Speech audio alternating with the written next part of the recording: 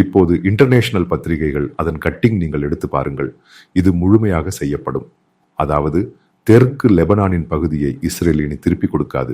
அது முடிவு செய்யப்பட்டு விட்டது. பின்னர் அங்கு செட்டில்மெண்ட் நடத்துவதற்காக ஏறக்குறைய முதல் செட்டில்மெண்ட் 1000 பேரை எடுத்துக்கொள்ளலாம். பின்னர் அதற்கு உலகம் முழுவதும் உள்ள இஸ்ரேலியர்கள் அப்ளிகேஷன் கொடுத்துள்ளனர். பின்னர் அதன் புரோகிராம் தொடங்கிவிட்டது. அதற்கு பட்ஜெட் கொடுக்கப்பட்டுள்ளது. அதேபோல் வெஸ்ட் பேங்கில் இவர்களை முழுவதுமாக அங்கே மாற்றி ஜெனின் மற்றும் அந்த பகுதிக்கு மாற்றி அங்கும் செட்டில்மெண்ட் ஏற்படும். ஏனெனில் இவங்க கொள்வது பஃபர் ஜோன் என்று கூறப்படுகிறது. பஃபர் ஜோனுக்குள் செட்டில்மெண்ட் நடப்பது என் டெக்னிக்கல் குவெஸ்டியன் ஆகும். பஃபர் ஜோனில் எப்படி செட்டில்மெண்ட் நடக்கும்? அங்கு செட்டில்மெண்ட் கொடுக்கப்படும்.